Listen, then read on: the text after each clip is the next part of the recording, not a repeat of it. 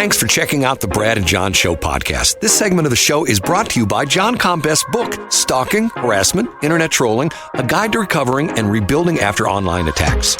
It's a great reference if you've ever been the unfortunate target of a social media attack. It's available on Amazon. Just search John Combest. That's C-O-M-B-E-S-T, John Combest, and the book will show up in your search results. Now it's time for another segment of the Brad and John Show. Can you handle it? It's me, Eggburt, once again. I'm the new owner of this station. I went out and hired the best talk radio consultant, Jeff Allen from News Talk STL, and told him to hire the worst talent he could find. Jeff did exactly as I told him. Ladies and gentlemen, here are Brad and John. You know, I talked to, you know that cartoon I sent you the other day?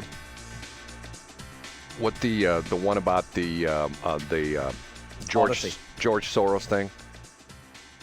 Yep, Odyssey, yep. Right, okay. I talked to the guy that does those. He's a local guy. Did you know that? No, I didn't. I think you asked me about him, and I hadn't recognized his name. Who does he like draw for? Well, this was what's interesting is, let me see if I Showalter. Todd Showalter is his name, okay? Local guy, lives I believe in West County. He's been doing cartooning for quite some time, and his main client in the media industry is Salem, which owns a bunch of radio stations. They do mainly conservative stations. But because of the fact that they don't have any stations in St. Louis, he has a relationship with the boys, with who I call the refugees, who are now is Joe Rush and Jeff Allen, who were just referenced in that bump. And he does those cartoons for them, which is sort of like, if you know the whole crazy story, it's sort of poetic justice as far as Jeff Allen and Joe Rush is concerned, because they all got canned. Well, Joe got canned right away when Emmis sold the stations, and Jeff got canned a year later because of the fact that they essentially had Steve Moore, who runs KMOX, take over both the programming of KMOX and 97.1. So if you know the crazy story, Odyssey is in bankruptcy, and I say that. And if you injected me with sodium pentothal right now, I do not say that with pride. I do not say that with, hey, look at my competition. I say that, and it makes me sad, because I hate to see what's happened to our industry. The top two companies in the country, as far as radio is concerned, iHeart and Cumulus, have both already been through bankruptcy. Now Odyssey is going through bankruptcy, and it just bugs the daylights out of me to see what's happened to our industry. And once again, part of the reason is it's their own doing, because they went into lots of debt. They took on lots of debt to buy all these stations. Then all of a sudden, they bought all these stations. They got them, and then the market changed, and the internet came along, and we went through the economic, meltdown in 2008, and then we went through the crazy COVID, meltdown in 2020, and the business has not come back. And unfortunately, the bills are still there for the debt service, and the situation with Odyssey, they ended up not being able to service their debt, and they're going through bankruptcy, and they're going to come out on the other side essentially with much less debt. But the story is that one of the companies that George Soros controls is probably going to end up buying them out of bankruptcy. So essentially, George Soros, the same guy that gave us Kim Gardner and lots of other, Chesia Bowden, I believe, was he in San Francisco? I believe he wasn't he? Yeah, maybe. The same guy who is trying to rip our country apart by putting these crazy, weird prosecuting attorneys into office to essentially say, hey, you shot somebody with a shotgun and you killed him. I think 2 days in jail is enough for you. Go ahead, get out, go ahead. And even interesting, we didn't talk about too much, but did you see all the crazy different ballot issues that got approved in San Francisco? No, I didn't see Oh, this. my God. Talking about, and we're not talking about squeakers. We're talking about ones that got 68%, approval. There's a new ballot initiative that essentially empowers the mayor to work more closely with the police.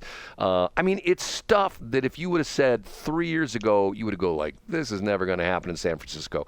Essentially, I think everybody's come to the conclusion like, okay, enough's enough. We talked about Austin. Hold on, let me interrupt. Right. What you're saying is that it's surprising on the side that it's pro-police, that it's pro-sensibility, and it's less about, hey, everybody can relieve themselves on a sidewalk. Right, exactly. Okay, I see what you're saying. I thought when you first introduced it, I thought you meant that like they went even further left. No. It's a reversal. Let me see if I can pull this up. In San Francisco, I should, I'm not like you. You keep careful notes. I don't. I'm not that. You're San Francisco ballot. Let me see what these were.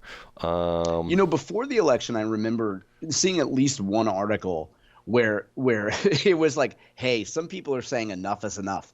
And honestly, Brad, I remember thinking, come on. Like, people get the government that they deserve. People get the government they vote for. And people that, if you live in a deep blue city, if you live in St. Louis City, you elected Kim Gardner. You had a choice to elect Tashara Jones, and you did. Right. Okay. Let me see if I can. Barry election results for California March primary, city and county of potential ballot issues. I can't find the story. Maybe we'll talk about it tomorrow because we're in the final segment of this. But essentially, I thought you would have wanted to talk about how IHOP and Applebee's might be combining locations, Brad. What? Did you see this story? No, I did not. So actually, I heard this just in the radio on the radio yesterday, and I was like, wow, I think it was on. I think they were talking about it on maybe on Reardon Show. Anyway, but Dine Brands is the parent company of here in St. Louis. You might know them for Fuzzy's Tacos. Shout out to Fuzzy's Tacos, and they also own IHOP. They own Applebee's. So the idea is that they floated the idea, or I don't know if they've started it yet, but they floated the idea of combining Applebee's and IHOP locations so that you could go in, and if you need some garlic cheesy fries because your cholesterol's not high enough, you could combine that with some sort of butter-laden, egg bacon creation and just knock yourself out. Interesting. Okay, here's the article. This is from the NBC TV station in San Francisco, and it's under the Decision 2024 campaign coverage. Is San Francisco getting more conservative? Primary election results spark debates. As the vote count continues in San Francisco, the results are sparking a new debate about the city's identity. Some say the local propositions that appear poised to pass are a sign that the city is getting more conservative. Others say it's just a sign voters want a city that's safer and gets things done. Just after the polls closed Tuesday night, Mayor London Breed waded into a packed victory party put together by a coalition of groups that backed her ballot measures and a slate of candidates on the local Democratic Party committee. She was clearly happy about the direction of the results. She says, I'm going to officially call the results of Proposition E and F is in our favor. We want results, she said. We don't want to hear excuses. We don't want to hear wait another year until another election to see progress. We want it now. Breed co-sponsored Proposition A for affordable housing and championed 3 other ballot measures. Proposition C, which would give incentivized businesses to convert downtown commercial space to residential. Proposition E, which aims to reform police oversight and expand police access to surveillance cameras and drones. So in other words, it's a pro-police thing where essentially they could not get in a lot of cities. We don't have it here in St. Louis, but in a lot of cities they have. Matter of fact, in England, London is known as the video surveillance capital of the world. I don't know if you know that or not, but they have video cameras everywhere. And Proposition F requires people getting welfare cash payments to be screened for drug use and to enroll in treatment. Wow. Wow. So these passed, and she was championing these. In other words, they're saying, like, okay, these are conservative kind of measures. What's that's going on in San Francisco? Because people are just fed up. It's gotten to the point where it's just crazy time. Now, let's not forget here. I hate to be a contrarian here, Brad, but maybe a lot of people were voting for, it's still an entitlement, right? It's still saying, okay, we're going to pay to get you clean. We're probably going to put you up somewhere nice. Let's face it. If you're Marriott, you're not going to buy a hotel property, or your choice hotels. You're not going to buy a hotel property in San Francisco. They're probably sitting on a lot of inventory. So it's like maybe people are voting for, hey, if I enroll in this drug program, I'm going to get, 3 hots and a cot, right? And I'm going to get put up in a hotel. I might get a little methadone. I don't know. It goes on. Here's a single paragraph in the article. It says, with moderates in the party doing well Tuesday night, it's progressive wing that took a wallop. So in other words, the progressive candidates for the most part they're defeated. Like, see, there comes a point. I mean, there comes a point in everybody's life. I don't care what your mantra is. I mean, even to the point where if you go back in history and if you go look at the counterculture movement, the hippie movement of the 60s and early 70s, there comes a point when people go like, okay, enough's enough. Yeah, enough. Enough's enough. Even to the point where there was an interesting Facebook. You know how you just scan the news feeds, you read certain things. There's a lady in there complaining yesterday that I saw this when I was doing some show prep this morning. Believe it or not, I do some show prep, John. But I saw this, that she was complaining about the fact that she can no longer enjoy going to Forest Park because all she does is smell marijuana smoke. Yeah. And I'm going like, the thing that cracks me up is that sometimes, and we're coming up in the spring, and this happened to me the other day, I'm at a stoplight, and it's been so warm the last couple of days.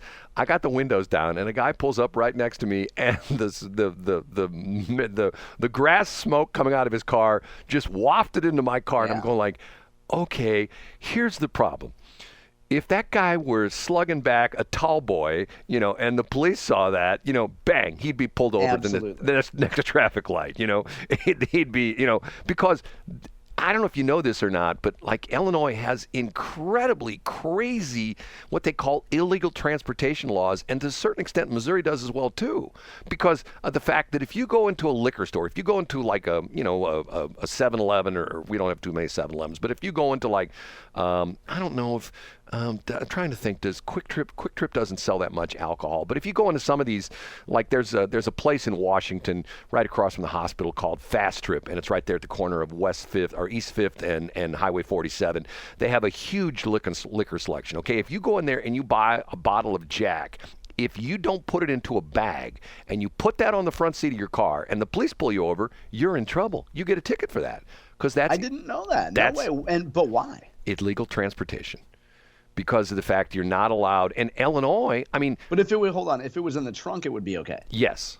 Or if you had it in a cooler and it was concealed, it would be okay. Well, it has to be. That's why when you go into stores, they ask if you want a sleeve for it. They have that special sleeve. It's just like that small little bag that, essentially. I thought that was so winos wouldn't feel so self-conscious about being drunk at 10 a.m.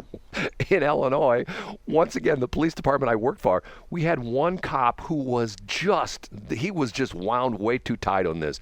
The law in Illinois was so strict that if he pulled somebody over in a pickup truck, and once again, good old boys in pickup truck, when you're out drinking beer, what do you put the cans? You throw them in the back of the truck. Yeah, of course. That's what the back seat is for. It's one of the two things in the back seat. No, you throw them in the bed. You throw them in the bed of the truck. So if he would pull over somebody, like, let's say they had a blinker out or something like, or they're speeding, man, he'd write them for illegal transportation, because in Illinois you can't even have, if you have open container, it's like the open container law, and even if they're empty, it's still considered to be open container violation. Wow. And once again, like you brought this up, I mean, when we first started doing the show, about the memo that came out from Francis Howell School District. Oh, yeah. Absurdity. Recap the memo again. What did it say again? So if you were a parent of a child at Francis Howell, you got a note that said, hey, we would just like to remind everybody that we do have an anti-smoking reference. And yes, it does apply to medical marijuana.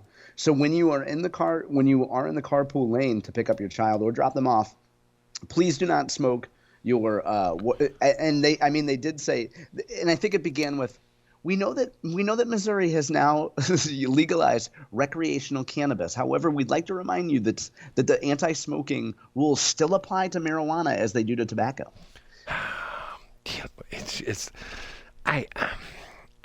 You know what? I know I'm going against the grain on this, and I sound like an old guy, which I am. I don't get it. I don't understand it. Listen, Brad, one of the hardest challenges for me is trying to let go of the triggering feeling that I feel if I'm at a stoplight, just like you had, and you pull up and you're just smelling weed. Like, I don't want to, and that's the thing. I don't want to smell it in the air. I don't want to embrace someone and smell it in their hair. Hey, why do you smell like weed? Oh, I walked through the park. I walked through Forest Park. Well, that makes sense. You know what I'm saying? It's like I told you, there was somebody that I know that complained about the fact that when they order Uber Eats or DoorDash, the stuff shows up and the bag smells of marijuana. Like, okay. So, and the crazy thing about that is, once again, it's illegal to smoke, or I guess to token drive, whatever you want to call it. It's illegal. You can't do that. Yeah, and good luck, because by the way, you pull somebody over and they happen to be a BIPOC or anything but a straight heterosexual clean-cut male, then you're going to be charged with targeting. You're going to be accused of targeting. John, you are always just laying it on there, aren't you? I'm telling you. I am. It's the facts, Brad. You never miss a shot. Okay. Somebody's got to stand up for us, Brad. Yes, stand up for By the way, we'll just be investigated for Christian nationalism now. You're welcome. Right. Okay.